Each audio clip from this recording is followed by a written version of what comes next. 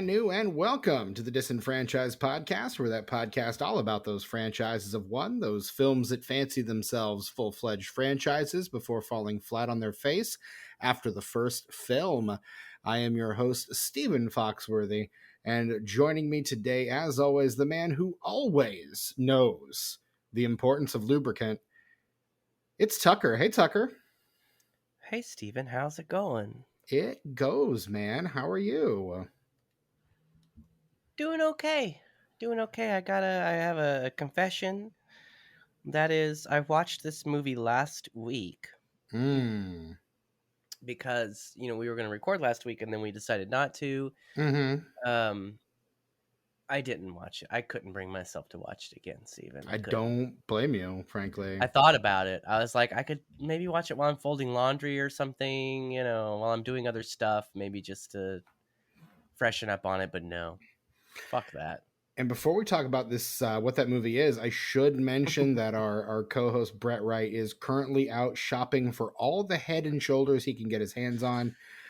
We wish him good luck in that endeavor and a very, very speedy return. But this was supposed to be a Brett episode until he had his shampoo emergency, because we've got a new Ghostbusters movie rolling into theaters this weekend. Ghostbusters Frozen Empire popping back into theaters. And last time there was a Ghostbusters movie, we covered Ghostbusters 2016. And RIPD tragically got a sequel last year, so we can't really cover that. So when we were thinking of a movie to cover to coincide with Ghostbusters, there was really only one movie to call, which was what, Tucker? Evolution. The 2001 Ivan Reitman film Evolution, written by Don Jacoby, David Diamond, and David Weissman, directed, as we said, by the director of Ghostbusters 1 and 2, Ivan Reitman, and starring David Duchovny, Julianne Moore, Orlando Jones, Seann William Scott, Ted Levine, Ian Suplee, Michael Donkey Lips Bauer, Pat Kilbane, Ty Burrell, Dan Aykroyd, Catherine Town, Kyle Gass, Sarah Silverman, Jerry Traynor, Richard motherfucking Mull, and in a blink and you miss it cameo, John Cho. What a cast, but Tucker, what a picture. It's so weird when you see John Cho and Kyle Gass both. You expect them to appear outside of the one scene that they're in. But no. And then you never see him again. You're like, oh, that's John Cho. He gonna be in it now. That's fucking Harold's gonna be in this shit, man. But no. KG, same thing. He just stands there for a few minutes and then he fucks right out of this movie, man. Yeah. Meanwhile, you get Mad TV's Pat Kilbane just soaking up screen time in this movie. Salute your shorts, Michael Donkey Lips Bauer, just again luxuriating in that screen time. Oh yeah, he was one of the college kids, the dumb ones. The him and Ethan comically Suplee, dumb ones. The how are they in college? Yes, dumb ones. Talking about plant cell or living cells, and end up talking about their incarcerated uncle, which is. And it still only gets them a C-. Yeah, well, and that's that's the curve right there, I guess. I'm looking at John Cho, and he has a lot of credits that precede this movie, including his kind of first big movie in American Pie in 1999. He's also in American Beauty in 99, Academy Award winning film there. Thank You Come Again, was that before or after? I don't know what that movie is. It's a movie. That's why it's funny in Harold and Kumar when the Mountain Dew guys say that to him, because that was a movie he was in. I'm not seeing this on his IMDb page. Well, maybe I imagined it. That's Maybe. definitely possible. I do that Is sometimes. that him, or is that his it co-star? it could have been Cal Penn. I was gonna say, is that Cal Penn? Maybe Because and probably. that would make more the, the, sense, what? Why, speaking from a Stephen? racist standpoint. I was saying, why, Stephen? Why would that make me? JK, no, no, no, no. You know what? Your mind goes there. You can't look. It's society, man. Look, we all have. We all have thoughts, I don't but I don't see that on Cal Penn's filmography really, either. So I think it's just them being racist. no. It's something I made up. I swear there was a movie. It doesn't matter. Let's continue. Maybe I'll find it. While we're talking. But yeah, like John Cho has been in stuff, but he doesn't really hit until Harold and Kumar. Despite the fact that he's in all of the American Pie movies. American Pie 2 comes out the same year as this movie. He's also in Justin Lin's first movie, Better Luck Tomorrow, in 2002. That's what it Um, is. That's what it is. Better Luck Better luck Tomorrow? tomorrow. Yeah, that's what they say in the movie. Okay. It's got to be, right? That's the one with Sung Kang as Han. It's a Um, drama. It's a drama, and yeah? it's the crime drama. Yeah, Uh, that's what it and is. Sung Kang playing the same character he would go on to play in the Fast and Furious movies. Oh, really? Yeah, same character. That's wild. So yeah, but to see John Cho kind of relegated to a not even Glorified a extra. cameo. That yeah, he's a glorified Yeah. extra. Really, like is really surprised. It makes me feel like there was more to that role that just ended up on the cutting room floor. And It's totally given possible. the comedy of the rest of this movie, that might be for the best. Yeah, Honestly, we don't need another like horrible depiction of men in this movie. no, Every man in this movie is the biggest piece of shit, most correct. misogynistic, sexist. Most of the things that they say and do border on sexual harassment. Mm-hmm. 90% of this fucking movie. It's So like disgusting. every man in this movie is in a competition to see who can be the most Venkman esque like predator possible. Because Yeah. that's And I mean, Bill they're Murray not does occupy that role in the first Ghostbusters. and they're not funny or charming enough for us to look past it. You know what I That's mean? that's kind of what it is. Like I was trying to graph like one-on-one analogs for a lot of these characters, and you kind of can't because they all are like Duchovny. I think is probably the most clear Venkman analog, or at least is supposed to be. There are so many lines in this Hmm. movie that David Duchovny says that there's no way they weren't written Yeah, for Bill Murray, or at right, least with him in mind, right, or at least that kind of character. There's so much I hmm was like, that's something that I could see Bill Murray saying, and it would be really funny. right. But no, No, like, and but see, I don't even think the jokes are that good here. Like the no, they're jokes really bad. themselves come off as kind of half baked. So even if they're written as something Bill Murray might say, I can't see Bill Murray actually like deigning to say them. And even Seann William Scott can't save this. And Seann William Scott he has a talent for elevating stuff that is not that funny, honestly. Right. Like, he's the kind of comedic actor that can make a certain role more watchable than especially other around actors. especially around this time, that was kind of the Absolutely. role. Like he's kind of fallen from grace, as it were, but like in the early 2000s, He like was in Wrath of he's Becky and he rocked it. Just saying. That came out last year. fair, which I still have not seen either of the Beckys. But I mean, this around this time, starting in '99 with American Pie, we get that he's in the first Final Destination. He's Yep. in Road Trip. Dude, where's my car? Like that's 2 years. You get all three of those. for all of those I've movies. if I may stop you for 30 seconds, I am not ashamed to say that I love Dude, Where's My Car? That does not surprise me even a little bit. It's so dumb, but it's one of those movies. It's not as good as Pootie Tang, but it's one of those movies that like it's so dumb, but it's like so clever in the way that it's dumb.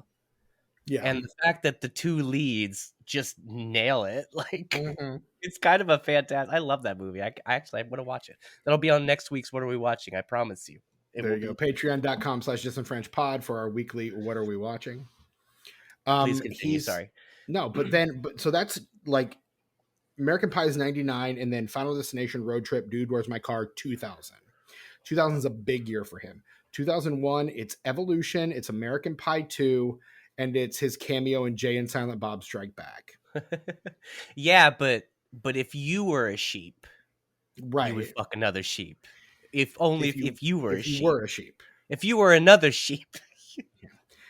We get Old School, future episode of this podcast, Bulletproof Monk, and American Wedding, I forgot he and was in that. the Rundown, all in 2003. And then in Hey, I like that movie 2005, too. Rundown's lots of fun. we get The Dukes of Hazzard. 2006, we get Ice Age: The Meltdown and Southland Tales. Oh yeah, I And forgot he was in that. and then it's The Downward Slope. 2007, it's American Copland. Loser and Mr. Woodcock. Yeah. 2008, it's The Promotion and Role Models, David Wayne's Role Models. Role Models is pretty good. It's I okay. It's funny. It's okay. 2009, Balls Out, Gary the Tennis Coach. Probably a future episode of this podcast. Well, that's got Christopher Walken in it, doesn't it? No, you're thinking Balls of Fury. Oh. Doesn't he play an Asian guy in that? Christopher Walken? Yes. It's he's a Fu Manchu kind of character. Oh, okay. Hopefully it's not like Breakfast at Tiffany's or anything. No. Okay. Not to my understanding. Then you've got Balls Out and Ice Age: Dawn of the Dinosaurs and Planet 51. Both of the last two he's doing a voice. Cop Out in 2010, Goon in 2011. Oh, that was good. I heard it was good. I've not seen it. Liev Schreiber. Liev Schreiber's in it. Directed by Jay Baruchel. Oh, interesting. Yeah. American Reunion and Ice sucks. Age Continental Drift in 2012. Who is he in Ice Age? Is he in all of them? He's I don't in, know I if I've think seen an Ice Age. everything after the first one. It looks like he plays a character named Crash. That tracks. But yeah, like so. I mean, like it's 2006, and then it's kind of all downhill. So he gets maybe a good 7 years, and then he just kind of like starts popping up in like small roles and stuff. Like he was on that TV show Lethal Weapon. I think he was brought in to replace the original Riggs on that show. You rave about him in Wrath of Becky, but like he's got a role in Super Troopers 2. Yes, he pretty much that too. Pretty much does all the Ice Age. He's got a great one episode performance in an episode of It's Always Sunny in Philadelphia. Oh, Country Mac. Country Mac, yeah. Yeah. I love that episode. That's a good app. Yeah, dude. I think the issue with Seann William Scott is that he got very specifically typecast. Because I've seen this dude do other stuff and he can do other stuff. Wrath of Becky, while it's not my favorite performance of his, it's his best. He is. I'm frightened of him in that movie. I believe him in that movie. Like, fuck. Right on. Whoo. Yeah. No, I mean, he's scary as hell in that movie. And I mean, I was never like fond of his style of humor, but you're right. Like he gets cast as Stifler in American Wedding, or in American Pie rather, and that kind of becomes his niche, like the role he tends to get pigeonholed into, and he's never quite able to break out of that unless he's doing like indie movies. Like his star kind of falls because he wants to break away from that, and I frankly can't blame him. I'd get bored too. Yeah. So like, yeah, I mean, if it's between like playing the same character you've been playing since the late 90s or trying something new in a movie that may not pay you as much.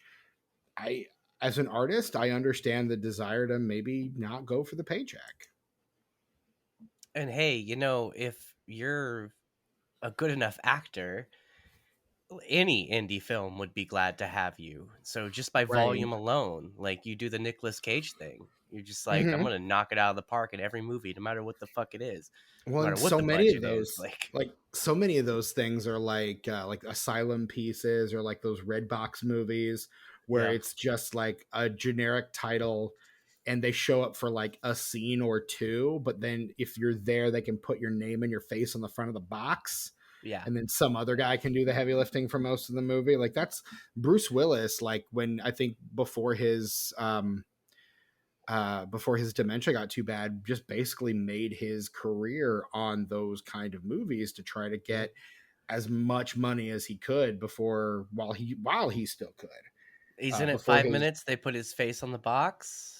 he's doing it all from a chair, like it's a seated Yeah. performance. Like he's just kind of sitting there barking orders, or calling some guy like a candy ass or something. I don't know. It's like Jack Nicholson with like every time you see Little Shop of Horrors for Sale, the original, it's like Hmm. starring Jack Nicholson. His Exactly. face is big on the he's in that movie for less than 5 minutes. He's doing the Bill Less Murray part from the less than musical. 5 minutes, yes.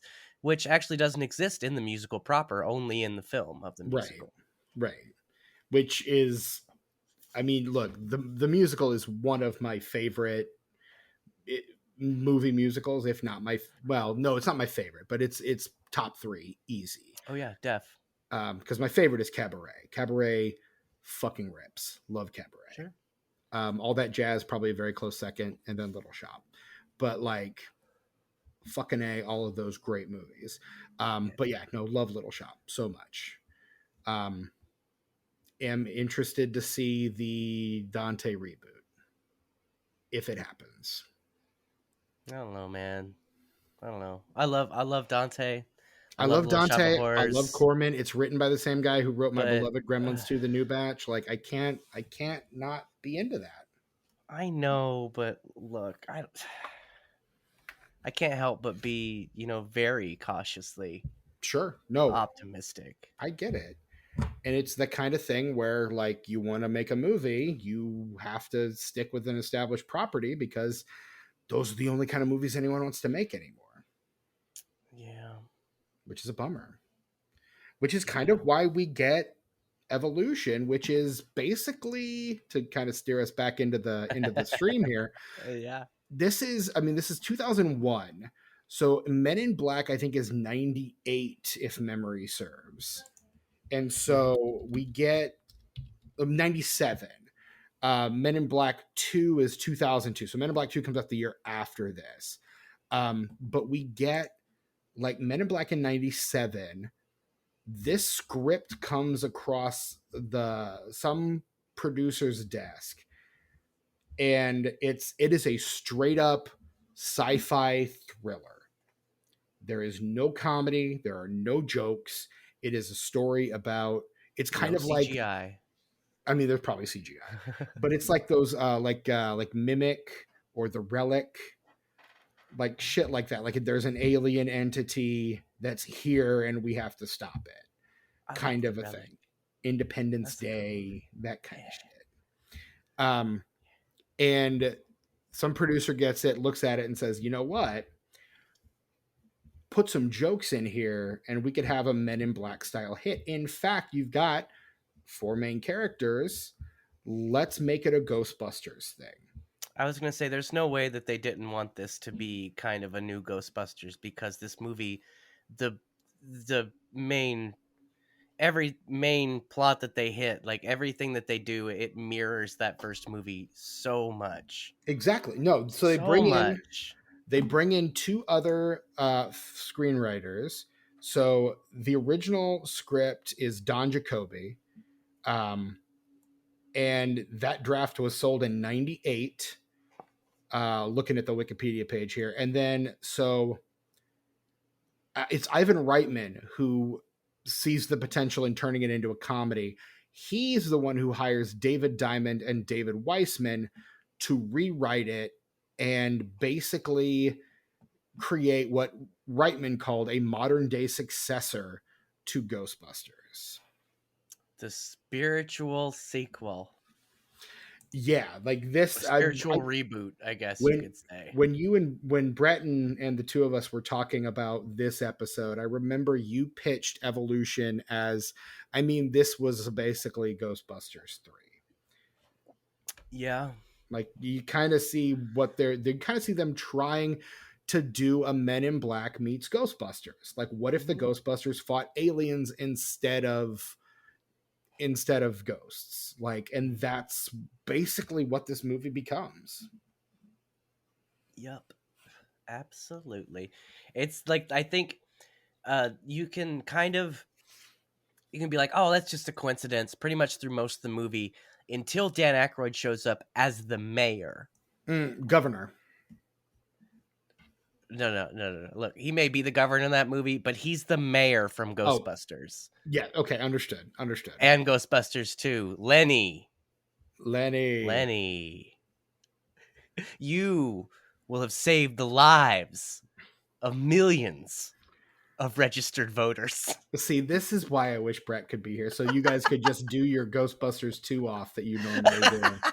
I haven't seen Ghostbusters 2 recently enough to be able to do this with you. Hey, I'm a voter. Aren't you supposed to lie to me and kiss my butt? Anyway, please continue. No. I mean, that was basically it. Like, I mean, this movie is, I mean, this is kind of Reitman seems to be the guy pushing this uphill. So I kind of want to get into the Reitman of it all, because Reitman he starts off being a really big comedy guy. Like, that is what he's known for. Do you know his first movie? The first movie he directs? Yeah. It is a 1971 comedy called Foxy Lady. Nice. His second movie is a 1973, probably an erotic comedy horror thing called Cannibal Girls. Oh, hey. All and right. then we get into the stuff he is probably best known for: Meatballs in 79, Stripes in 81, and then Ghostbusters in 84. So between all three of these movies have one thing in common, and that is the comedy stylings of Saturday Night Live's Bill Murray. Mm-hmm. Harold Ramis is a part of most of those as well. He is. I don't think has anything to do with Meatballs, but he is at least an actor in Stripes. He's also a credited writer on Stripes. I think he's a co-writer on Stripes. Yeah, he is. Yeah, he is one of the credited writers on Stripes. I don't know if he has any. I don't think he has anything to do with Meatballs, but Stripes, yes. Ghostbusters, yes. Basically, the story of Ghostbusters is Dan Aykroyd hands in a phone book of a movie. Reitman goes, "This is impossible," gives it to Ramis and goes, "I don't know, see what you can do with this." And Ramis Aykroyd, who is, I think it's important to mention that Dan Aykroyd, God love him, bless his heart, he's way into, like, really, like, seriously into, like, the paranormal. Here's the thing that I love about Dan Aykroyd. Arguably his two most iconic roles are Ray Stantz in Ghostbusters and Elwood J. Blues in the Blues Brothers. And he literally is both of those people. He's both of those people, yeah. He is that's both him. of those people put together, that's Danny Aykroyd in real life. Without any exaggeration whatsoever. He is a car guy who loves rhythm and blues music from Chicago in that time frame. And he is also really super fucking into the paranormal to the point of, like, obsession. Yeah. Like, so he is 100% Ray Stantz. He is 100% Elwood J. Blues. Like, that's just it, man. Again, God love him. He's a weirdo. He really is. After Ghostbusters. So with those, he becomes basically the guy who can rein Bill Murray in. because Bill Murray is a notoriously difficult person to work with. These days, one might go so far as to call him an asshole. Outside of Um, Tootsie, he was very non-Bill Murray on the set. He didn't even want to be credited in that Tootsie, not because he that was is ashamed of weird. it, but because he didn't want people to think it was a comedy because Bill Murray was in it, or at least not Right. that kind of comedy. Exactly. You know, he was not. I mean, his character was funny, but it was not a comedic role Right. in Tootsie. I don't think. Like he agrees to do Ghostbusters. Like the part is originally written for Belushi, I think John Belushi, but Hmm. Belushi passes away shortly before. They have to kind of cajole him to take it. And the only reason he does is because there's a movie that he really wants to make called The Razor's Edge. And basically, Columbia promises him that they'll make Razor's Edge if he makes Ghostbusters. Nice. So he does and they do. Um, but Sweet. like he's a notoriously difficult person to work with, and like Harold Ramis, who has been his friend for a long time, there was something happened on the set of Groundhog Day, and it took Ramis almost dying for them to finally reconcile. Like Yeah. it's the reason why we never got a Ghostbusters 3 is because No. Murray, Ramis, Reitman, and Aykroyd all had to agree, and Murray was always the holdout, always. Anytime a new Ghostbusters anything would try to happen, Murray would be your lone holdout. Mhm. Like I remember those years. I remember asshole, those years. Early asshole. early internet years of all those Yes. rumors, and he'd show up at an award show in a Ghostbusters suit and everything, and you'd be like, Hmm. "What's that mean?" And like, it was a wild time to be alive, man. You're just waiting for that new Ghostbuster. For a while, like it was going to be a movie where they passed the torch, and like Ben Hmm. Stiller was going to be one of the new Ghostbusters. I And have a couple of those scripts. nice, I do. If you want to read them, let me know. I can get them to you. maybe. They're weird. They're really weird. Like there are some where he's like, "I'll do it if you kill me off," and then Oh they'd yeah, kill him he off, wanted to and be he'd a be like, "I don't ghost the whole care." time. Yeah, and he Yeah, could do a voice role. Yeah. exactly. Yeah, like he just That didn't. He, actually I would kind of be into. Like if he could like take the concept of Slimer, but instead of Slimer, it's Bill it's Bill Murray. It's Murray, Peter Venkman. It's the ghost of Peter Venkman. Like right? how fucking rad would that be? I'd So, watch that. so then Reitman does Legal Eagles, which I think is a Robert Redford movie. Yeah. And then he starts working with Arnold Schwarzenegger. So it's Oh, he future did episode of this Twins. podcast, Twins. And then you Hey. get Ghostbusters 2. Then you get Kindergarten Cop. Then you It's get not a Dave. tumor. Nothing too much at all. Then you get Dave. Oh yeah, everybody loved that one. And then arguably, I'd say this is the point where Reitman starts to falter a bit. You get Junior in 1994. Did people not like that? I People, I remember don't that think, being a like big deal. Junior. It gets a 4.7 on Maybe it was just IMDb. maybe it was just well marketed. It was definitely that because again, it's another Arnold Schwarzenegger comedy. Oh It's a no. reteaming with him and Danny DeVito after Twins. Like, And then but he then he then he but did the with and '97 you get Father's Billy Day. Crystal and Robin Williams, and like Yep. you think you see those two names and you're like, okay, no, Mm-mm. no. And then you get the I've never not laughed at a movie so much. You have to make up a negative laugh for that movie. I don't know. It's not exactly the opposite of a laugh because that would be like a grr or something, but right it's like it's like the like laugh the goes back inside of you and the refuses to come out. inhalation of breath where a laugh should be like a Yes, instead of having a bit of a chuckle, you're gasping for air because this movie is killing you because of how bad it is.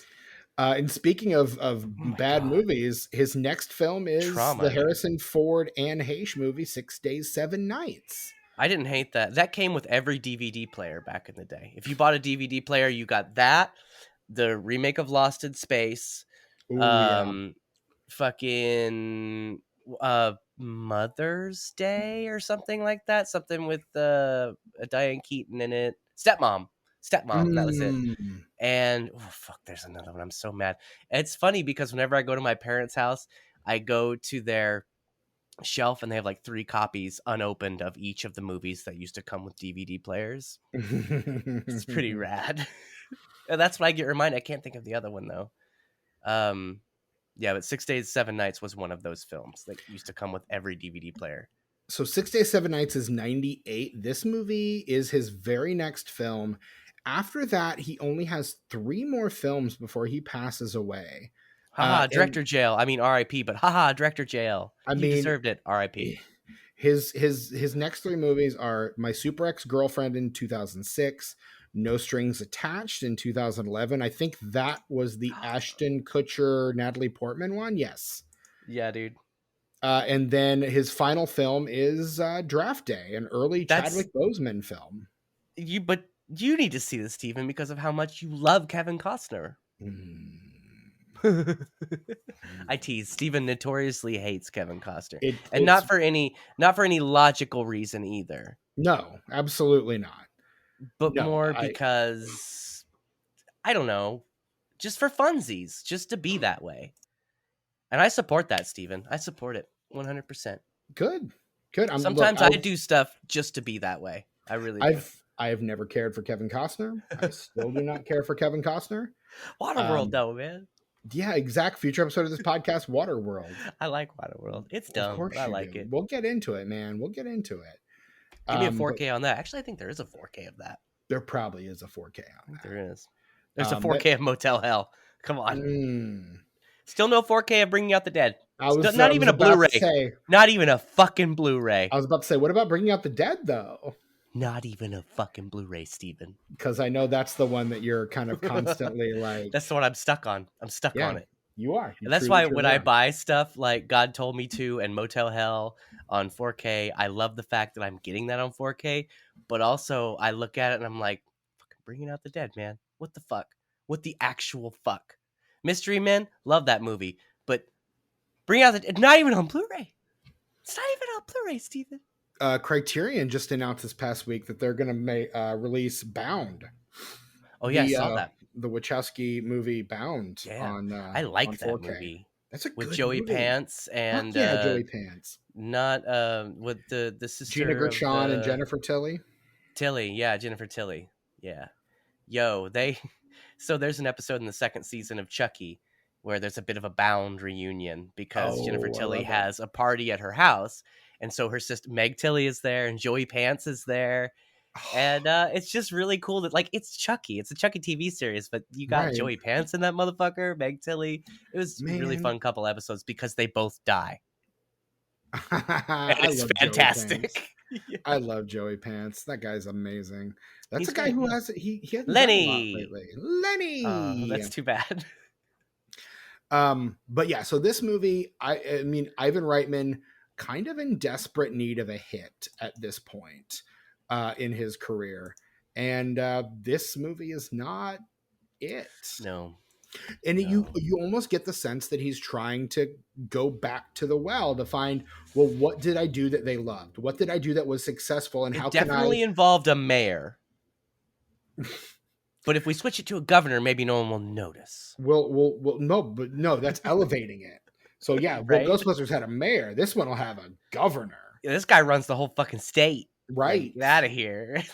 We're going to have him... Still less people than New York City, just saying. Right. We're going to have him with his clearly Canadian accent, like on the phone to the president of the United States at one point. Look, Dan Aykroyd has an accent all his own. That's called the Dan Aykroyd accent. And it's when you talk really fast like this and you say things in such a way that it just has to go really fast out of your mouth. That's the Dan Aykroyd accent. That's the Bassomatic. Yeah, dude. You're spending the night with Fred Garvin. Such a unique voice. This man could try to hide his voice by doing different voices. It's always Dan Aykroyd, though. Mm-hmm. He just has a very... it's Dan Aykroyd. Yeah. You know it. Every time you hear the man. Even when he's affecting some other voice. Like, it's still... When he's playing Nixon, yeah, like... Or Elwood. Like, Elwood, he's got the deep Chicago... Oh, yeah. He barely on. speaks in that, yeah.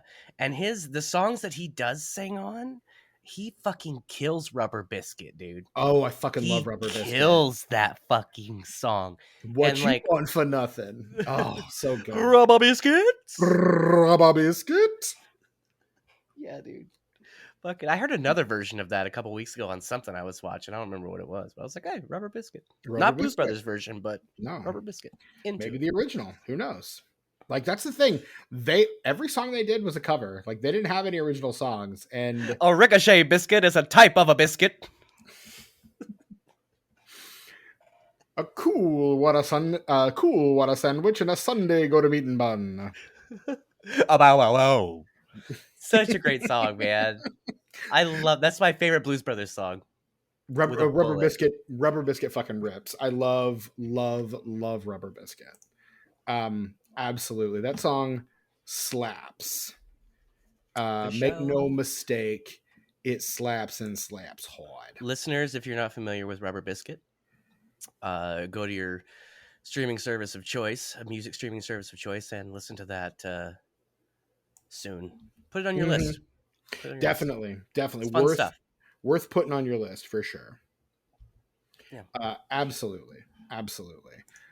So yeah, I mean, this obviously comes at a point. Reitman needs a hit. Reitman needs to reconnect, and so he goes with this.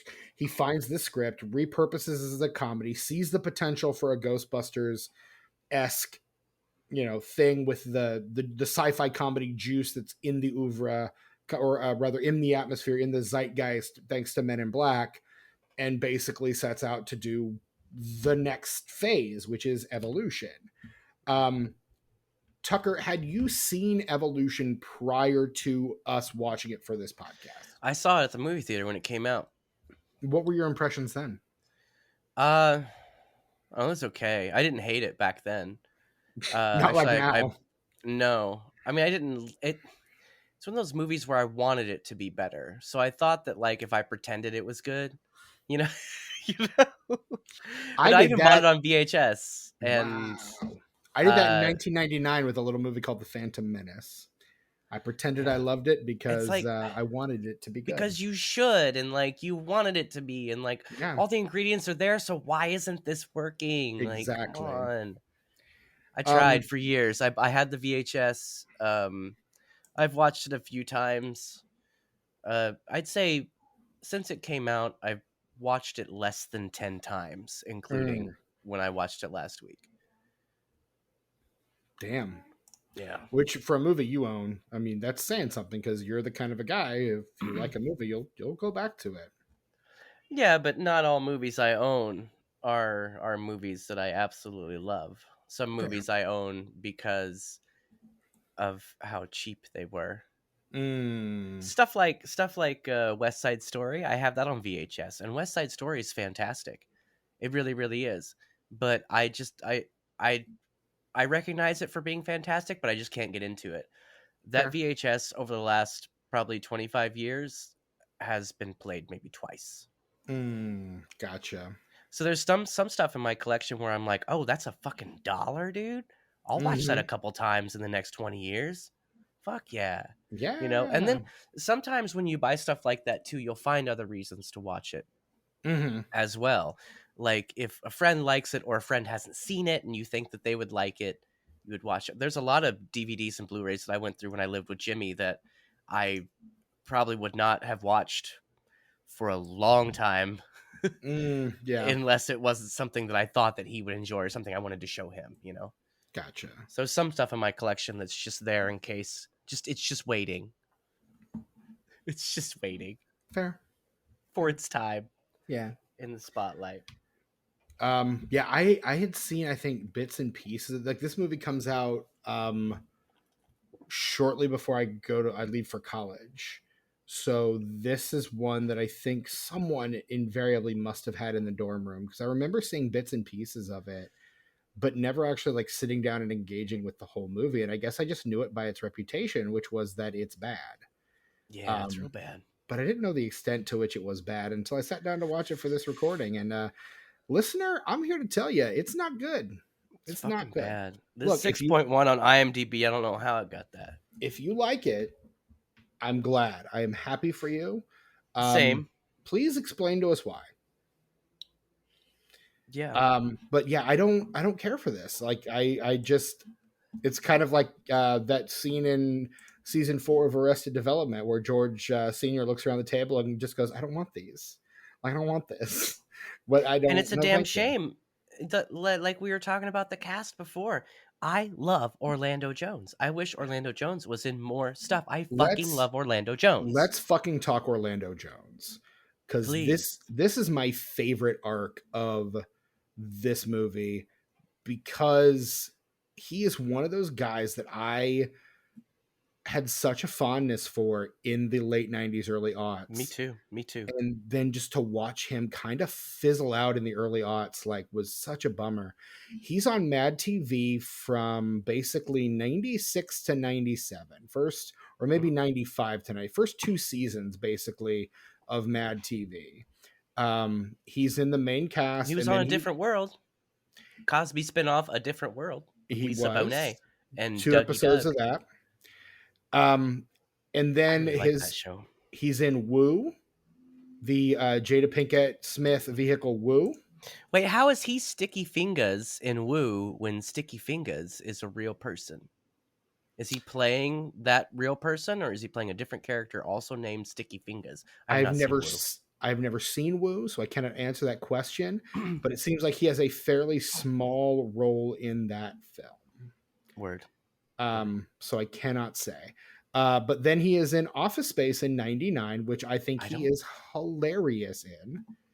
He's Oh, he's the guy selling magazines. I yes. was I addicted to crack, and now I am selling Wow. magazines. It took me a second to find that in that movie because like my brain is just obsessed with Dietrich Bader in that movie. Mm-hmm. So like I can't go really past that. Yeah, I'm really into Dune 2. Dune 2 No. chicks at the same time. No, Um, I believe you get your ass kicked. Hey, Peter Man, turn on Channel 9. Breast exam. Also in '99, he's in From Dusk Till Dawn 3, The Hangman's Oh, Daughter, the direct to oh. video, one of the direct to video sequels of From Dusk Till Dawn. Michael Parks is in that. That's the best. Look, I think that's the best film of the series. As much as I love the original for being what it is, which is insane.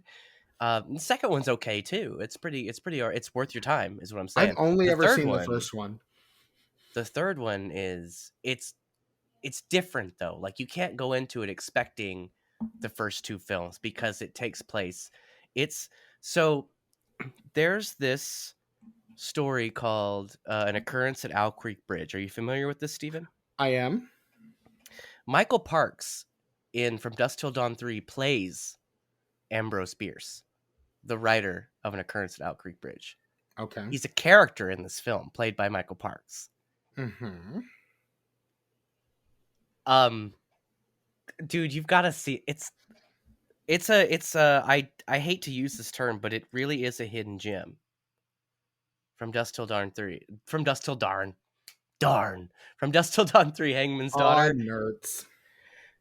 Hidden gem. Anybody who, I mean, even if you just love Michael Parks, which who doesn't? That's the only reason I own Tusk is Michael Parks. Oof, that's the only reason to own Come on. Parks, or That's Tusk, rather. fantastic in that. Fantastic in that. R.I.P. R.I. motherfucking P. Oh, they're coming to get you, Steven. Ooh. Also in '99, he's in Liberty Heights and one of my favorite films of the year, Magnolias. Ooh, Or I like that Magnolia, movie too. rather. That's Yeah. good. The Magnolias, I believe The it's called. Magnolias, yes. showing my age there. Yikes. Yeah. In 2000, it's Waterproof, The Replacements, Chain of Fools, and Bedazzled. The Replacements Love was Bedazzled. a frequent rental in the Foxworthy household growing up. Oh yeah, that was fun. Keanu Reeves, yeah, it's a Keanu fun Reeves, Orlando Jones, John movie. Favreau, Gene It just Hackman. feels good to It's watch a, it. Like you it's a, watch it and you're like, yeah, this is fun. it's Have a fun, good time. man, and it's got a Have a good fucking time. great cast, man. Yeah, dude. Howard Deutsch movie, that one's damn, man. Okay, Faison Love, God, yeah, David Denman, Michael Jace, Reishi Fons, Gaylord Sartain, Art LaFleur. God, I love that movie. I like Anyway, Bedazzled too. Bedazzled, I think, is a really good. It's a really funny movie. I and had a he's got fun a time few with that different movie. roles in Bedazzled, like most of the actors in that film. He plays multiple roles, which again, he was on Mad TV. He's good at that. Double Take. 2001 Double Take. I have a feeling that's a movie you love. I do. It's him and Eddie Griffin or Eddie Griffith. You know what I'm talking about, Griffin. that guy. Eddie Yeah, Griffin, yeah. from Undercover Brother and Malcolm and Eddie. Malcolm and Eddie, right. TV classic Malcolm and Eddie. Yeah. Mm-hmm. Richard Pryor was on Malcolm and Eddie. I remember I watched that as it aired. I was like, that's fucking Richard Pryor. What the fuck? Anyway, Double Take is this movie where Orlando Jones plays like the straight man. And Mm-hmm. Eddie Griffin he's the silly, like stereotypical black guy. And Mm-hmm. Orlando Jones is like he's Monk from American Fiction is who Right. Orlando Jones is in this movie. But because of some situation that happens, I won't spoil it for you because you got to watch it.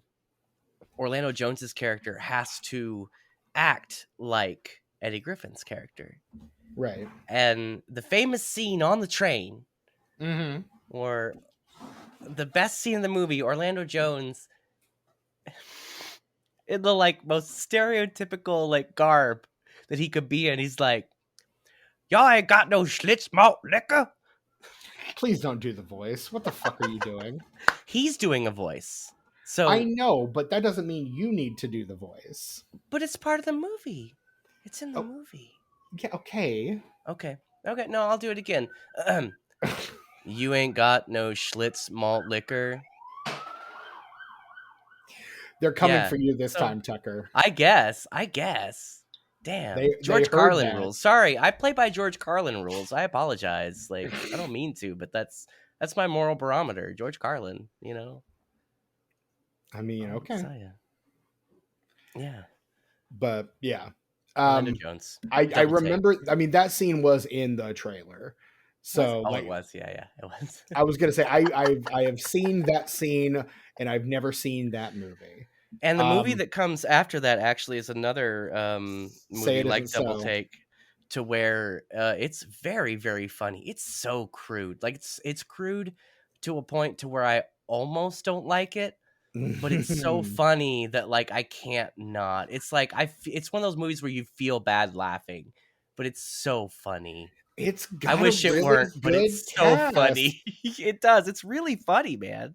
Chris Klein, Heather Graham, Orlando Jones, Sally Field, Richard fucking Jenkins in this. It's not a movie that would get made today. I mean, sure. David L. Lander, Richard Mark motherfucking Pellegrino, Jenkins, yeah. Richard Riley, like God, what Brent Briscoe, what a Julie White, yeah. What a cast. It's Lynn Shay in that motherfucker. Oh, jeez, Which man. she in that phase of her career, she was kind of playing like gross old ladies in Farrelly Brothers movies, and this was produced by the Farrelly Brothers. That not directed, not written, but produced, and but their stamp is all over it, and that kind of late '90s kind of are we supposed to be laughing at this kind of stuff. Sarah Silverman, who's also in this movie. Yep. So I mean, yeah, like wild. And then Evolution after that. After Evolution, you get The Time Machine in 2002, also Drumline in 2002, and then it's kind of obscurity after that. I haven't seen any of these movies after Evolution. Biker Boys, Runaway Jury, House of D, and it's kind of one of those things, like an actor will just kind of disappear. But I remember the last big thing he was in would have probably been The Time Machine, which was one of those like big budget blockbusters that no one saw. Like it just kind of bombed immediately after releasing. It's the color palette, I'm telling you. He is in the 2009 future episode of this podcast, Cirque du Freak, The Vampire's Assistant. I think I saw that. I did too. Is that by the guy who did Repo the Genetic Opera? Is that the same guy? Oh God, I doubt it. Let me No, check, his second one was about a circus. That's what it was. No, I was that's talking Paul to Bill Mosley Weitz. about that. Yeah. That's Paul Weitz. That's one of the guys from the American Pie movies. Gotcha. One of the brothers who directed American Pie. No, you're right. Yeah, this is something completely fucking different. Yeah. But I think the next major thing he's in is he's in the first season and a half, I Oh my think, god, it is or maybe John the C. first two Riley. seasons of American Gods. Oh yeah, people And love that show. and then he's like kind of kicked off that show basically. Like he has like a run in with the producers, and I think ended up talking some shit on the uh and like ended up getting canned. I don't know the full story of it, but Yo, but yeah. recently he was in that. I guess there's a new Raven Simone sitcom, Oh yeah. and boy, I think she's fantastic. I like Raven Simone. I wish she'd do other stuff. I always liked her when I was a kid. I first saw her on the Cosby Show, Mm, and then she started doing like Nickelodeon stuff, like That's So Raven, even stuff before that.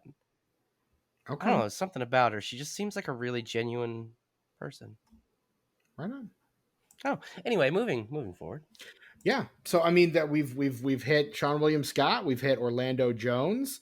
Do we want to hit the male and female lead of this? Do we want to Like, do talk? we have to? I feel like they're kind of still pretty relevant. Like, they've had ups and downs, but I think Julianne, because Julianne Moore is like at this point an Academy Award nominated actress.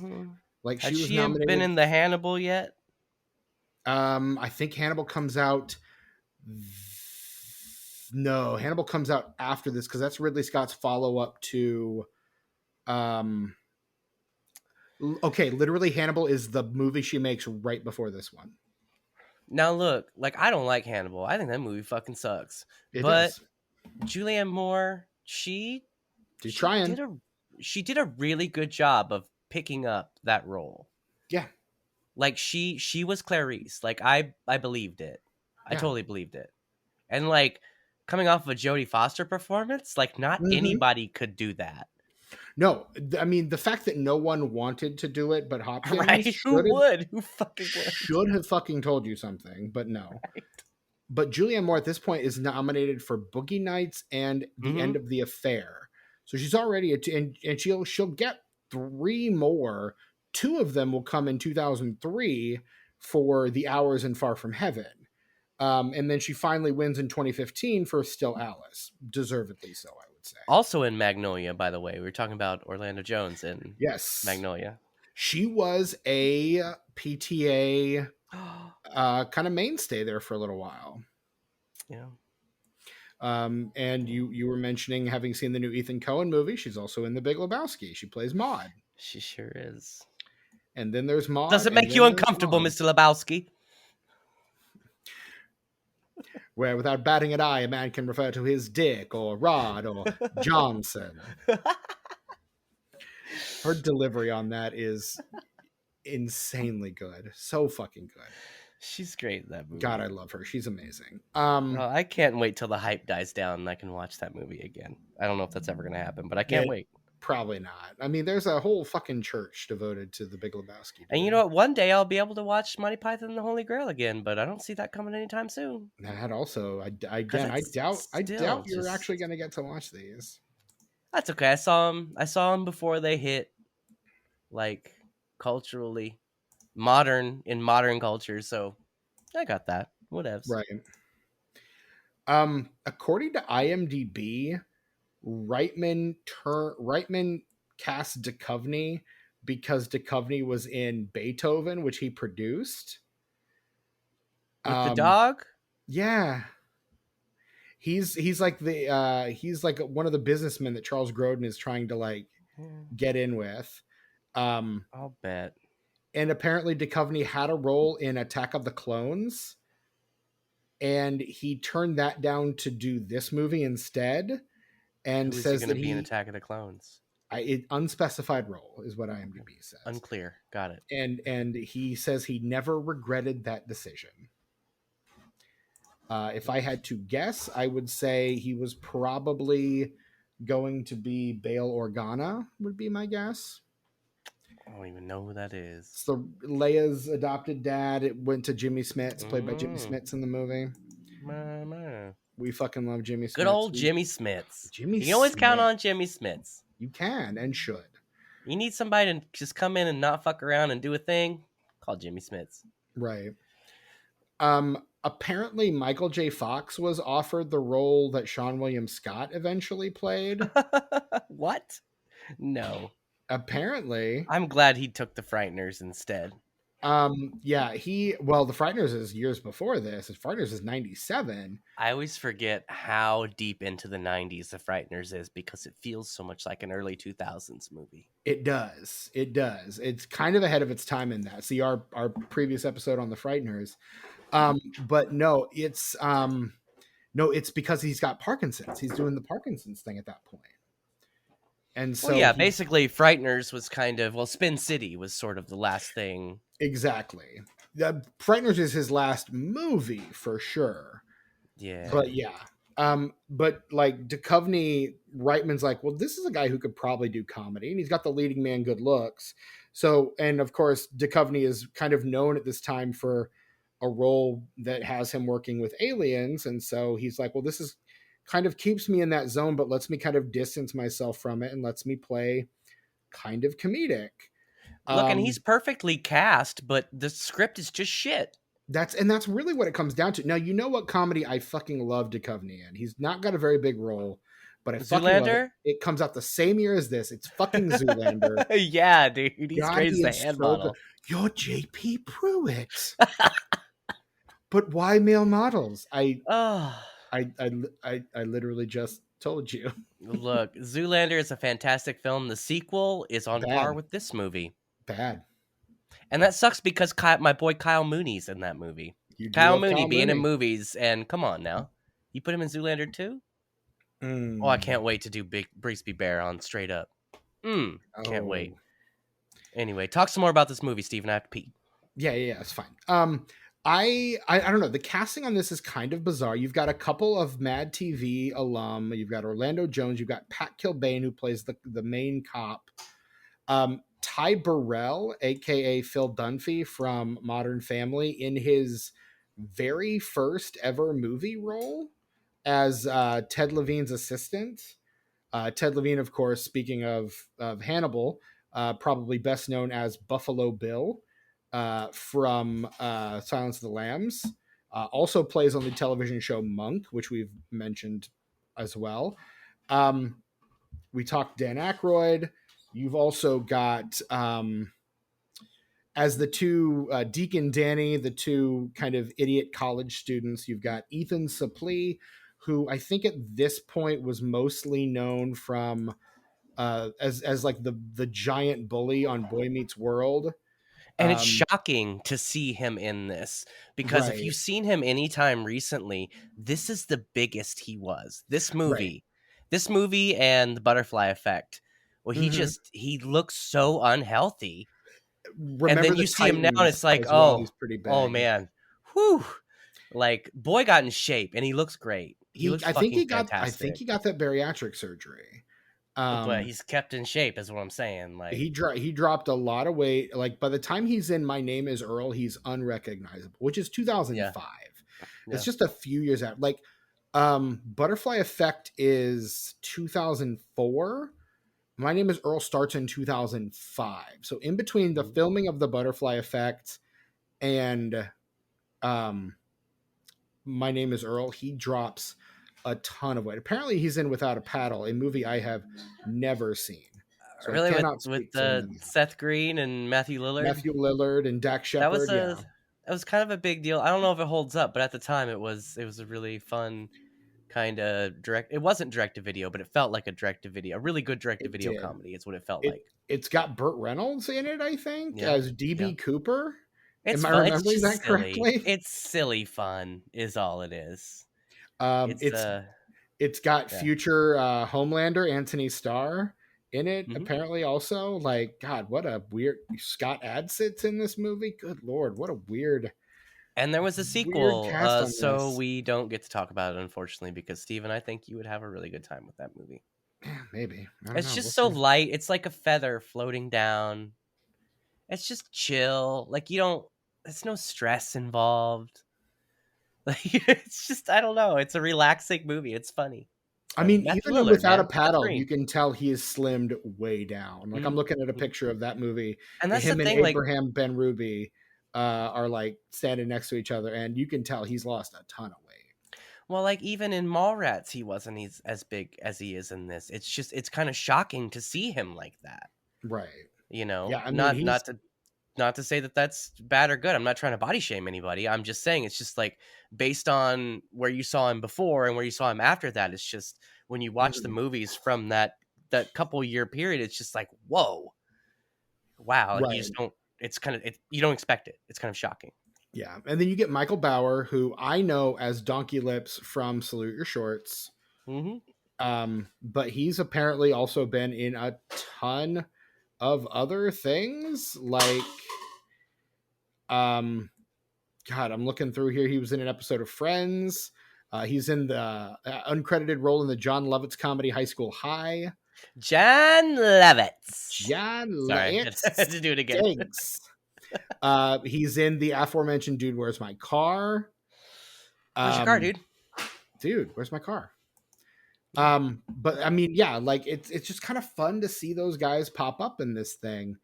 Um, and then Sarah Silverman shows up, like a kind of before pre-fame Sarah Silverman. Richard Bull from Night Court is in this movie as well, which is great. He This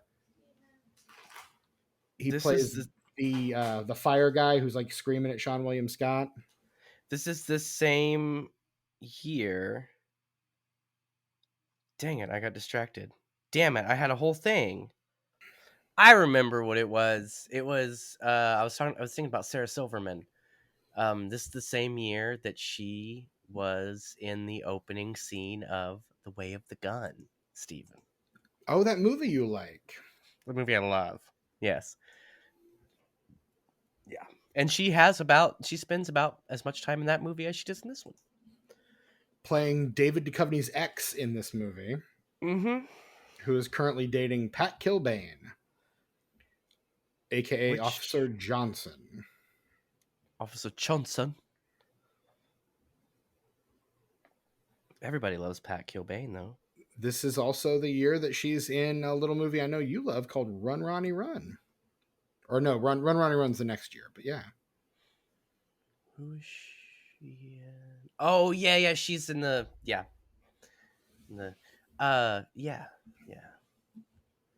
Brian Posehn is in that movie too. They're in the same part of that movie. So is Patton Oswalt.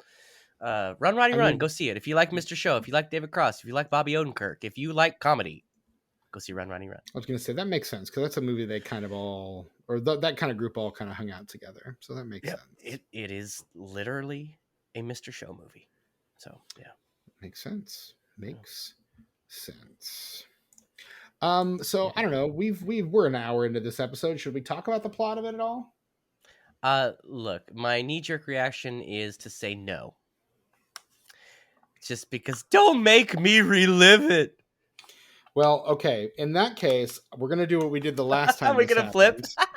I like that this is recurring, but only every once in a while. We're If gonna we do break it too it. much, Steven, we can't do it too much. No, Only every once in this a while. this is just And we don't tell Brett. Don't tell Brett.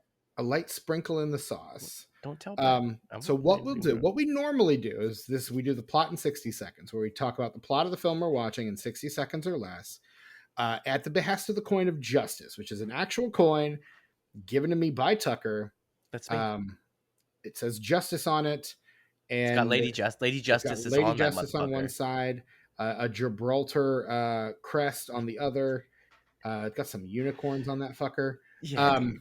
It's fantastic. It's 1 pound sterling, literal silver. Yeah, dude, it's currency somewhere. Gibraltar, yeah, I heard. yeah, perhaps. You buy stuff with it. Yeah, absolutely not much, but probably something. No, it's a bubble gum. So yeah, we'll flip it. We usually flip this coin, and I flip. Tucker calls, and the coin decides which of us will recount the plot. Now, on the odd chance where Tucker feels like the plot does not need to be mentioned, that happened most recently on our Action Jackson episode. Go listen to that. Yeah, for different reasons, For because completely I different want you to go watch it. Like, there's so much fun stuff in that movie that I don't want to ruin it for. I don't want to do anything to your expectations. It's that build them up. I don't want to complicate that shit. With Sure. this movie, I just don't give a fuck, and I just don't ever want to talk about this movie again. That's why we're here. So that we don't have to do this again. Yes, yeah. So in these cases, we flip the coin of justice to see whether or not we will recount the plot of the movie. And if we do, if the coin decides that we should, as penance for suggesting it, Tucker is the one who has to recount the plot. Yeah. That is the law. Here at the Disenfranchised Podcast, we have integrity. So we would never fib about the results of the Coin of Destiny. Just to not, because I said Destiny, it's the D6 of Destiny. D6 of Destiny, when all three of us are together, yeah. And then when the Coin of Justice is on vacation, we have the Canadian Quarter of Indifference. Correct. Yeah. I still have it. It's right here. It's waiting for its time to come back and shine. Look, man, I found this in my last move, so good. Good. I'm glad the Coin of Justice is back. Like, it's been so long. I was so sad. It was like a year. It took a year vacation, pretty much. Yeah. From when I moved to Chicago to when I moved into this place, it's pretty much All right, integrity. What are we doing? Like, so if it is what I say, we don't do it. Correct. So if I win, we don't do it. If I lose, you do it. No, you do it. Fuck. Okay. All right. That's your penance. Fuck. Whoever suggests that we don't need to do the plot is the one who automatically recounts it in the event that the coin decides that we need to. Oh no, I live in a rural area. My power went out. Oh no. Don't worry, you can always record it in post. Bitch. All right. So Tucker, go ahead and call it in the air. Go. Calling it tails. That's heads. Fuck a duck. Oh, gosh fucking darn it. All right. So in accordance with the Coin of Justice, and look, the Coin of Justice is the closest thing to law we have around here. So its orders must be obeyed. We have tempted the Coin of Justice before, and it never ends. What have I done? So I have 60 seconds. This might be the last time you suggest we not do the plot. No. It's worth it. It's worth it. So I've got 60 seconds on the clock. I will give you the 30 and 10-second warnings, as I always do. And the time will start whenever you do. I'm not starting yet, so don't start the time. But I want to say I want to be transparent with our listeners. I will be kind of looking at the plot synopsis on Wikipedia while I say this, because I give so little of a fuck about this movie that I'm just trying to forget it as fast as possible. And I don't think I'll ever watch this movie again. This was the nail in the coffin of this movie, watching it this time. Nope. No thanks. So unless, I don't know, I have another podcast where I have to watch this movie for some fucking reason, I'm not going to watch it again. So let's do it. The only time I'll watch this movie again is if I decide I need to watch all the Ivan Reitman movies. But yeah. Okay. I'm starting now. So Seann William Scott, there's a meteor that crashes because he's like doing training for his firefighter thing, and it's a straight up alien, and David Duchovny and Orlando Jones are teachers at the community college, and they straight up find out about it, and they're like, what? And it turns out it's replicating really fast, and they're like, what? And then they go down to the hole where the meteor is, and there's a bunch of stuff that actually should be really interesting but somehow isn't, and everybody's like, what? And then, like, the government gets involved, and they try to kick David Duchovny and Orlando Jones off the case, and Julianne Moore's there, and she's really clumsy for no fucking reason. And then Shampoo kills the aliens, so they get a bunch of Head and Shoulders, and they kill the aliens, and then they become spokespeople. 10 seconds for Head and Shoulders. And that's time. I did it right in 60 seconds. Sure. Perfect. I did the thing. Yeah, they hook Head and Shoulders up to a fire hose and spray it up a alien's cloaca. It's fucking booty hole. I thought it was his booty hole. Yeah, that's like the medical term. Man, I don't know medical terms, man. I was in medical supply when I worked at the hospital, man. I don't know what a goddamn uvula is. It's a little hangy ball at the back of your throat. I thought that was the vulva. No, that's the lady part. Oh. But they look kind of similar, though, right?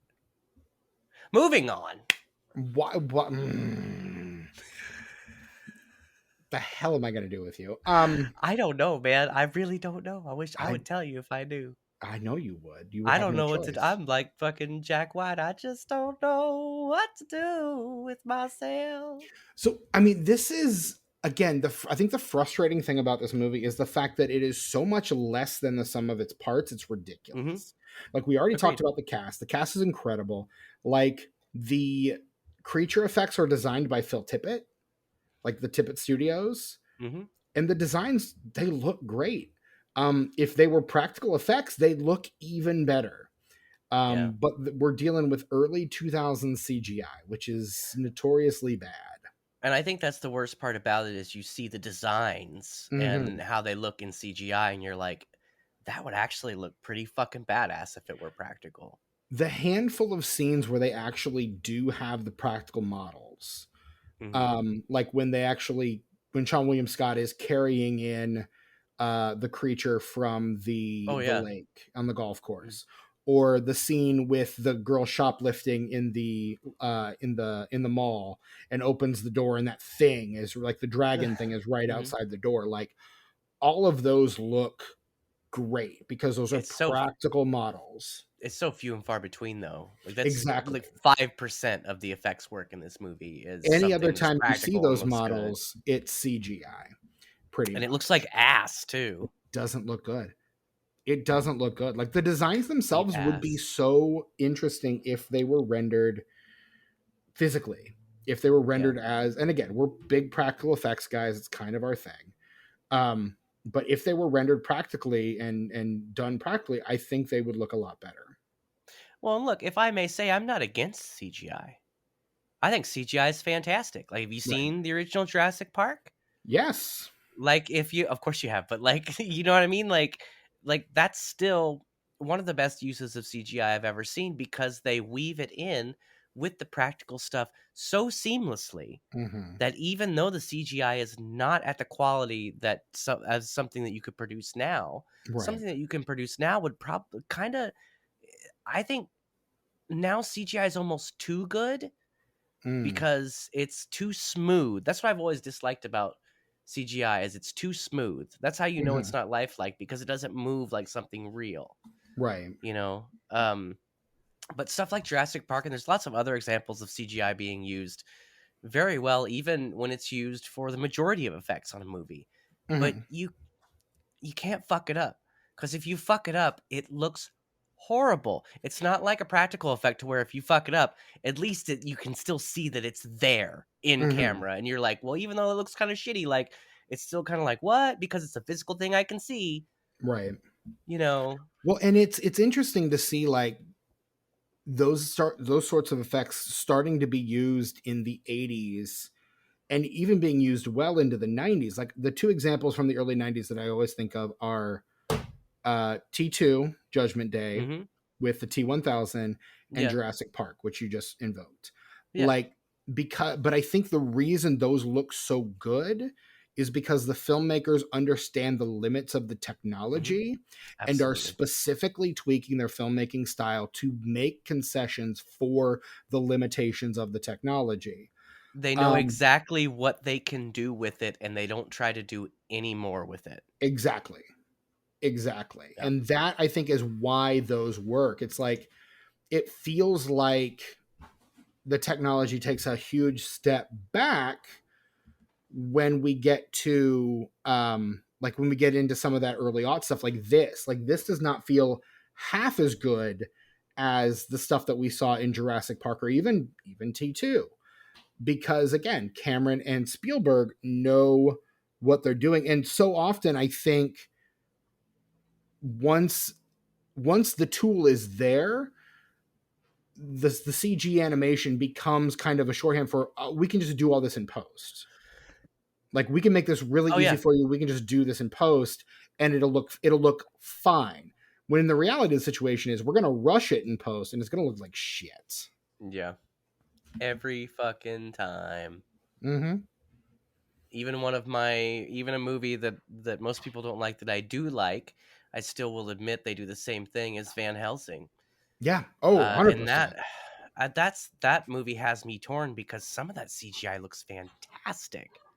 Fantastic. But then there are other moments where you're like, what the fuck is this supposed to be? You know what I Exactly. mean? It's very much the 2013 Carrie of CGI. Yeah. Where you're like half the movie you're like, this is great. And the other Mm-hmm. half you're like, what the fuck? The fuck did I just watch? Exactly. Yeah. 100%. See our previous episode on the 2013 Carrie. Like Yeah. that's really what it And ends Van up turning Helsing. into. Yeah, and our previous episode on Van Helsing with friend of the show, Hope Lickner. Like that's one. Yeah, and I agree. Like you get so many examples of the even the Mummy and the Mummy 2. Like there are Agreed. certain, like the Mummy Yeah. 2 is the big one. Like the Scorpion King at the end looks like shit. God, it's like one of the worst things I've ever seen in my life. But the But those movies CGI, get by on just how fucking good they are, they're though. The fun, right? CGI They're is well written. bad, but I mean, some of it's decent, but most of it's bad. I was gonna But say I really like the effect of like when um Imhotep, the mummy, is like kind of piecing himself together, and you've got an Arnold Vosloo performance, but you've got like these holes in like the side of his face and shit. Like that, I think looks great. the CGI looks good. Yeah, The they really second took one, their time on it. I feel like they just were like, I guess They we were can do CG, whatever. they were trying to get it out in theaters quickly, is what they were Yeah. trying to do. Oof.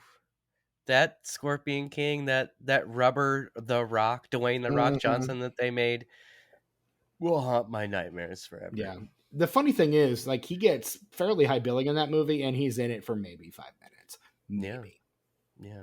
But then It's he got a whole other movie and then a sequel that he wasn't in yeah, like about that that movie. That character. movie had a few sequels he wasn't in, but Mhm. yeah. There are Um, 5 Mummy movies. 6? Did you say there's more than one sequel to the Scorpion King? yeah.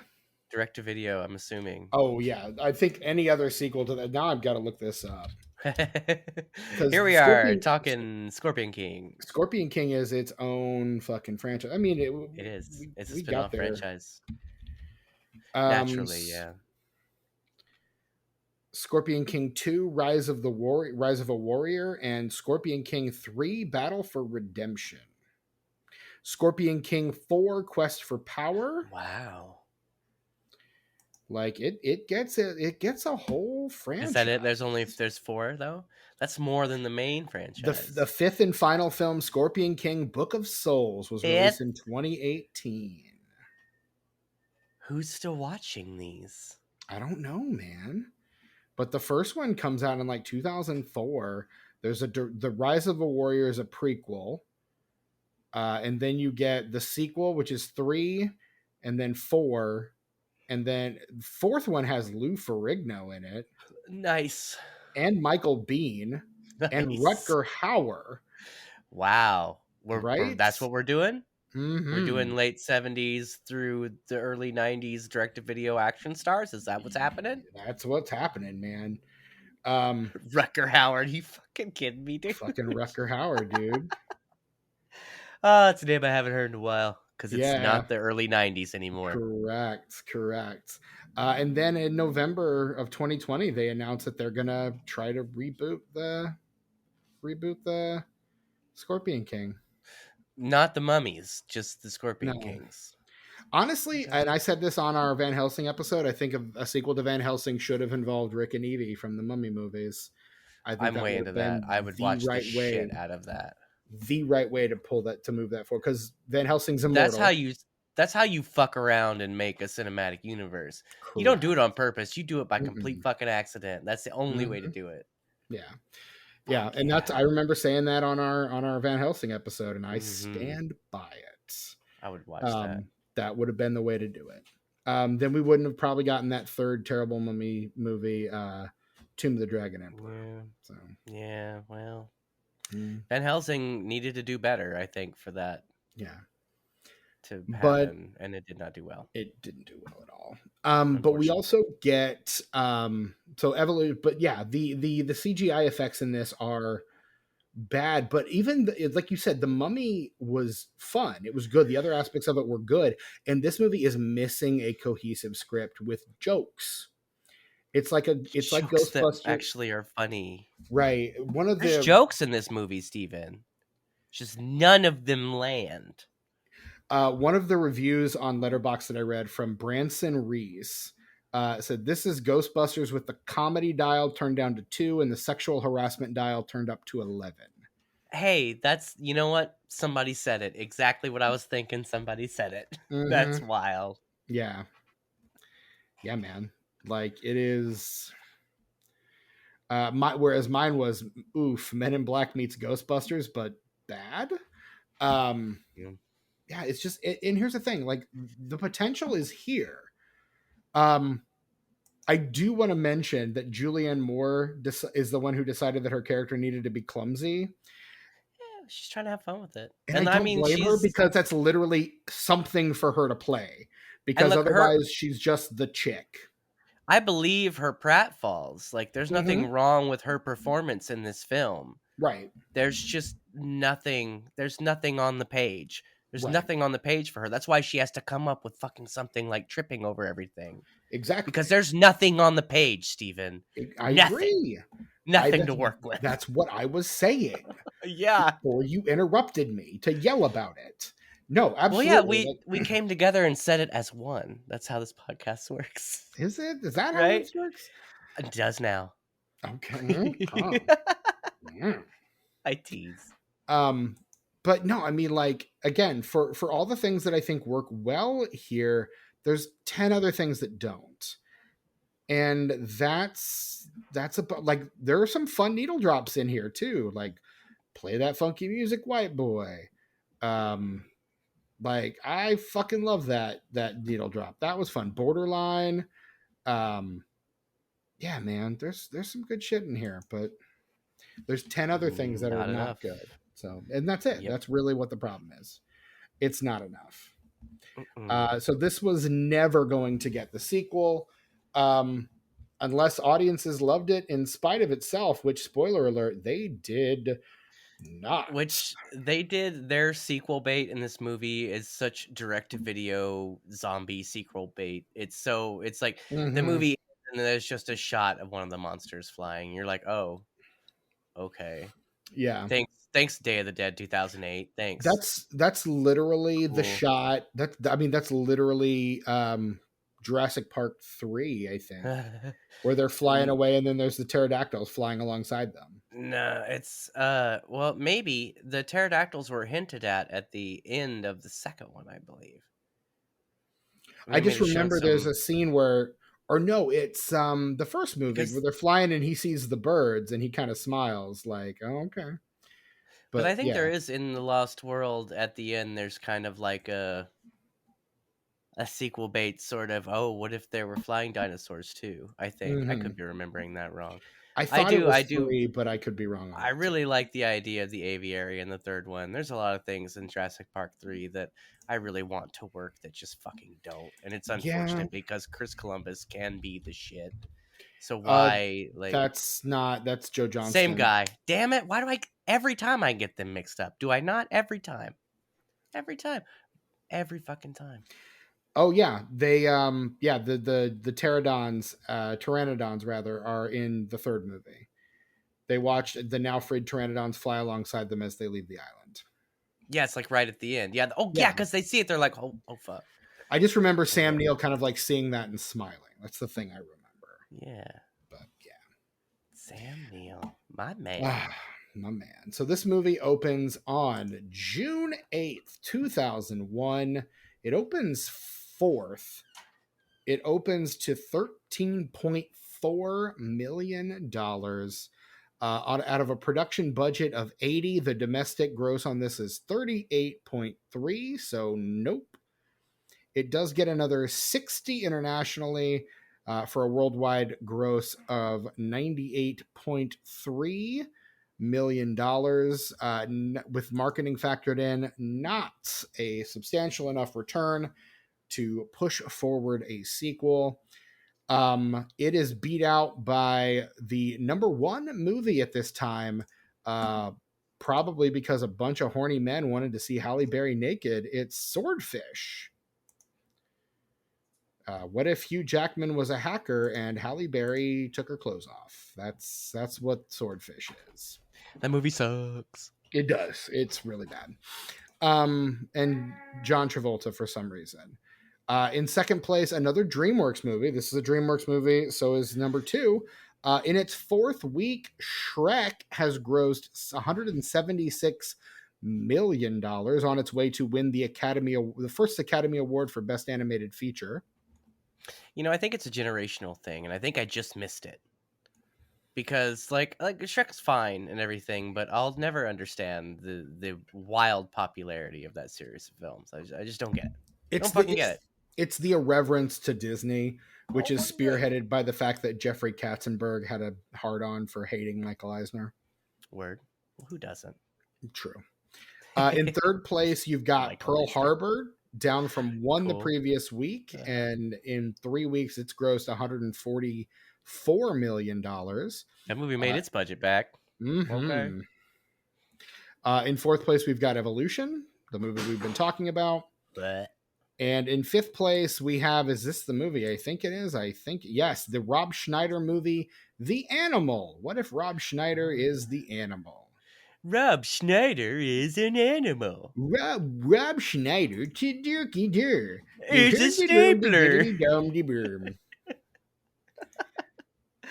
Yo, like, I'm not a big fan of Rob Schneider. No, nor I. And his politics make him an even worse person to be a fan of these days. But when he was doing those, when he had his run there in the late 90s, early 2000s, he was doing some funny stuff. None of those movies are good, but there's really funny stuff going on in some of those movies. He's that was the Deuce Bigelow. Probably does not hold up. I cannot imagine any of that holds up. Deuce Bigelow, he's the animal, he's the hot chick. Like there was and that's the South Park joke, is there's like this whole run of movies where it's Rob Schneider is something that he's not. Like another thing. Yeah. Like the animal and the hot chick come out in 2001 and 2002. I think I like Deuce Bigelow because Eddie Griffin's in it. I can't help it, man. I just love him. I love the guy. Undercover Brother, like, yeah, come on. So you get Deuce Bigelow in 99, Little Nicky in 2000, the Animal, where he plays basically the same character he plays in The Waterboy. Mm-hmm. The Animal in 2001. He is in a couple of other Sandler movies. 2002, it's The Hot Chick. He's actually really good in Beverly Hillbillies, but it's because he's playing a swarmy scumbag. Mm-hmm. I'm looking at lead roles here for him. Deuce Bigelow, European Gigolo in 2005. I saw that at the movie theater because I got free tickets from the radio station, man. The Benchwarmers in 2006. He's that was an ensemble though. You had like David Spade, John that Heater. Wasn't just like he's one of the three leads in that though. Okay, yeah. But yeah, I mean, basically anything he does apart from Sandler, not good. No. And I would argue he's not great in some of the Sandler stuff, but he's like Sandler. He's one of Sandler's buddies. Yeah, big heart, that guy, Adam Sandler. Mm-hmm. Keep that guy around. Big heart.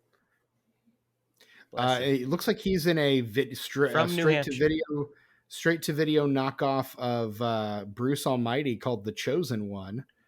Oh, he was in Judge Dredd with yes, he was. Arnold Schwarzenegger. Yep. Actually, I kind of liked him in that movie because he was annoying as fuck, but like it served the film. You know what I mean? Yeah. That's Sly Stallone, not Arnie, is in Judge Dredd. Yeah. But yeah, rounding out the top 10, you've got in sixth place Moulin Rouge, in seventh place What's the Worst That Could Happen, in eighth place the aforementioned The Mummy Returns, in ninth place A Knight's Tale, and in 10th place Bridget Jones's Diary. Word. The tomatometer score on Evolution is a 44%. Critics' consensus director Ivan Reitman tries to remake Ghostbusters, but his efforts are largely unsuccessful because the movie has Tries too is a many strong word. comedic misfires. Yeah, the word tries is doing a lot of heavy lifting there. The Metacritic score is a 40, which is based on mixed or average reviews from 32 critics. And the Letterbox score, you want to take a guess at it, Tucker? I can't. I looked at it. Oh, I you can't did? guess. I looked at it. Yeah. It's As a soon as I two did that, I was like, "Fuck! I'm not gonna be able to guess." it's a 2.8 is the Letterbox score as of right now. Tucker, out of 5 stars, how are you rating 2001's Evolution? It's a 1.5 You know because it what? hurts. It hurts to Same. watch it. There are a few things where it's like, "Oh, that's not bad. That's kind of clever." But 90% of the movie, it is painful to Agreed. watch. I do not want. I'm being repelled by this film Mm-hmm. for most of its runtime. Yeah, And I'm not so much I'm because of inclined what to it agree. is, but because of what it isn't. That's Right. what repels me. Yeah. You see No, all I'm this in front of you and you're like, yeah, this should work. Doesn't work. right. No, I'm right there with you. It doesn't work. It is the epitome of wasted potential. It's garbage. Um, yeah, it's just not as good as it should be, and that's the real tragedy of it. So, Yeah, yeah. agreed. Not only is it bad, but it's disappointing. We're not Mhm. angry at you, film. We're just We're just disappointed. disappointed, right? And that look, Tucker, we did it. We don't ever have to talk about this Hey, movie oh, ever again. oh, I can't wait. I'm going on vacation tomorrow. It's perfect. It's perfect. There you It's go. Now perfect. you can go on vacation with a clean conscience. In 12 hours, I will be leaving Right New on. Good for you, Hampshire. man. Get some rest, dude. Yeah, dude. Hey, my hotel, I got the ocean view room at the hotel I'm at. So like your Mm, boy's gonna just be chilling, like looking out at the ocean and shit. I'm gonna check out some nice. lighthouses this is. I'm gonna check Okay. out the cryptozoology museum, because that ought to be good for a laugh. That's something, yeah. Yeah. I can't wait, man. Right I'm on. gonna be texting the group chat about it because y'all my boys and like I'm gonna share that Oh, shit with you. hell You know? yeah. Yeah. So yeah, there you go. That is our episode on Evolution. I should mention there was a animated show called Alienators that was loosely based on this movie. Oh, so you're saying like it was an Evolution cartoon show until Evolution didn't do so well, so they retooled it a little bit so that it wasn't a direct reference to that movie? I think they just canceled the show. It was called Alienators: Evolution Continues. Oh, Uh, and I think it's got basically the Orlando Bloom and David Duchovny characters. I think, oh, and Wayne, who's they oh, man, rename him to Wayne Green. Um, because he needs a last name apparently. I guess, yeah. Apparently, Allison's in it as well. Allison Reed, okay. But then they add a character called Lieutenant Lucy Mai. Um, yeah, I don't know. They have a robot called Gassy, or a Because of course pet they do. called Gassy, Do you think it farts? genetically altered symbiotic stasis I'll in bet it farts a evolution. lot. Probably. There's farting involved, It's I'm sure. basically the Slimer of the TV show. Oh, farting Um, Slimer robot. when Yeah, when Gassy detects the genus, he quivers and emits a foul odor. So it yeah, there you farts. go. It He farts. farts. Yes, got it. Got Deke and Derek are also, or Deke, but Danny's the name of the other guy. So one of the two, dumb fat guys is in it too. it. Wow, Steven, I wish I could say that this is interesting. Yeah. Anyway, um, I really do. hey, we're the It's not your fault, disenfranchised. Steven. It's not your fault. It's the material, man. Like, fuck. What are we gonna Yeah, do with it? but no, I mean that's a clear image that they're really trying to launch a franchise off this because they're really like trying to get like the kids cartoon off the Oh ground. Like yeah, this, we're gonna make this into the next Ghostbusters. there were gonna be action figures. I'm sure. Oh So yeah, many, like in the same vein as Ghostbusters. You'd have the main characters in various different costumes and stuff, and then like 1,000 different rando like aliens. right. And honestly, though, when I was a kid, I preferred buying the ghosts because there was some really creative ones, like the trash guy that put it over his head and then he was a ghost, Mm-hmm. and and some of them you open up their face and there's just some really creative stuff in those old Ghostbuster ghost figures. Lots of fun Yep. stuff. Look to I see was how more many of interested in that those than Transformers. how many of the toys they're gonna convert into characters in the upcoming movie, because I that's pretty can't much what they fucking did with the wait. last one. I can't fucking Mm. wait, Steven. Yeah, you and I are less excited about the new Ghostbusters movie as our co-host Brett Wright is, The but only difference is I love Ghostbusters as much as Brett does. yeah, I hope the new movies. I hope I'm surprised by the new movie. I hope it's the shit. I hope it's like the best thing ever. I really do, but I don't think it's gonna be. nor I. But yeah, We'll see. I we might go will. see it. I might go see it at the movie theater. I might actually. I won't. We'll see what happens. We'll see what happens. I'm not going to do that to myself. But yeah. Okay. Anyway, this has been the Disenfranchised Podcast. We did it, guys. We did it. This has been the Done. Disenfranchised Podcast. You can find us on just about any form of social media. Well, no, most of them. Look, we're on Blue Sky. We're on Instagram. We're on Letterboxd. We're on Facebook, and we're on YouTube. Find us in those places. We're at Disenfranch Pod on all of those platforms. Find us, engage with us. Head on over to our Patreon, patreon.com/disenfranchpod.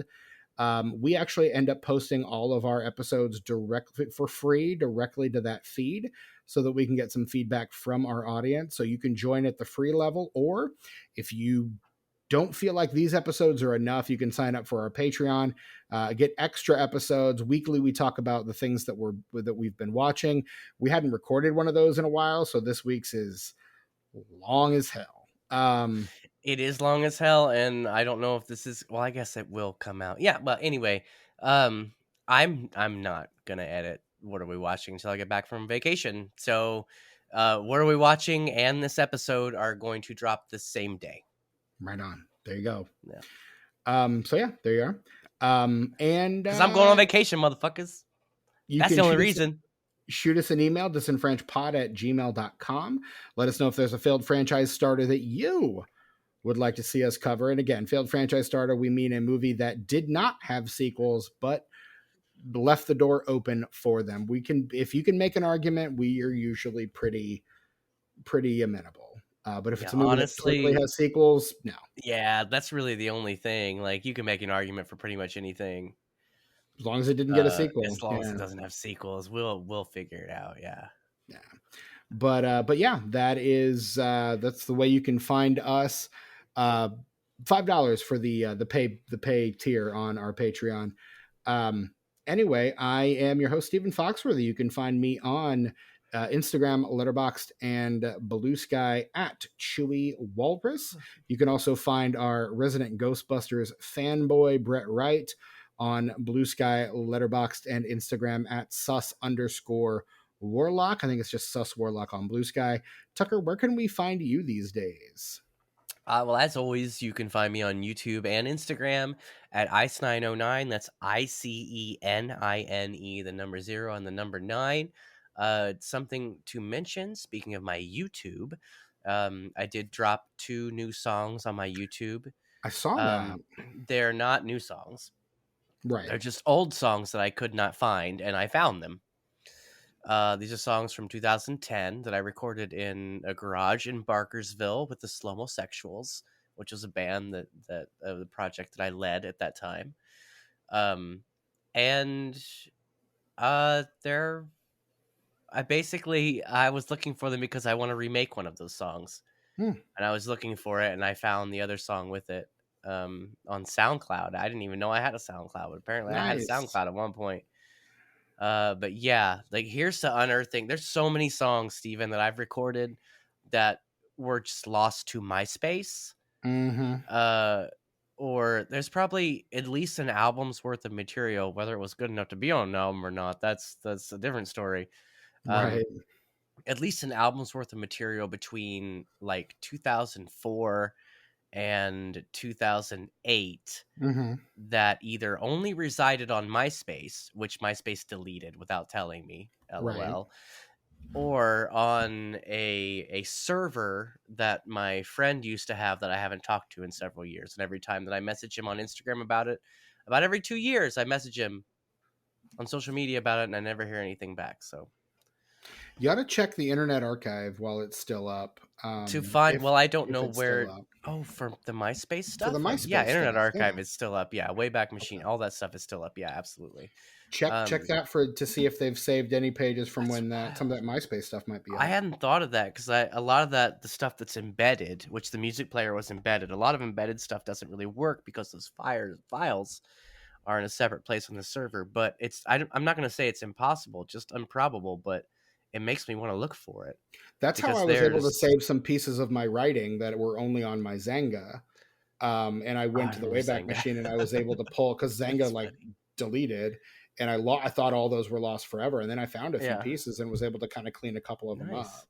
I'd Yeah, really love to get some of that stuff because 90% of it is shit, but there's a few gems in there. absolutely. There was a cover of what's that fucking Beatles song from Sergeant Pepper? Not She's Leaving Home, but the other sad one. 'Cause there's only two sad songs on that record. She's Leaving Home and it's on Revolver, not Sergeant Pepper. And in her eyes, you see nothing, no sign of love behind the tears. No, For No One. It's called For No One. Sorry, I'm sorry that took me like I had to do that out loud, but like sometimes I have to do that out loud. I did a I'm cover of For literally No pulling up One the album right that now. was So very. It's on Revolver, by the way. yeah, no, I got it. I don't know why I taught Sergeant Pepper, but so For No One, I did a cover of that, and it was all like very ambient, and it fit the song so well.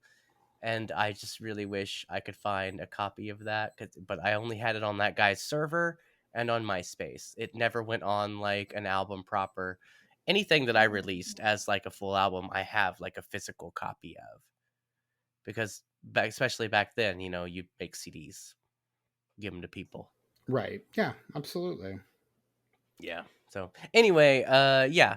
So there's two new songs, Leave, Back Again, and Backhand, from the sort of the mid era of Slomosexuals.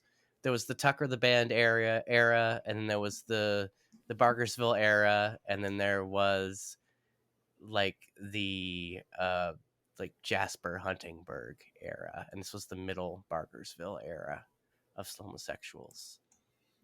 Yeah. Dude, I come up with the best band names. I gotta tell you, like, if nothing else, even if they suck, even if the bands suck, boy, you want a band name? Just holler at your boy. I got a list of them a mile long, and they're all as good as Slumosexuals. They're all as good as Dismantelopes.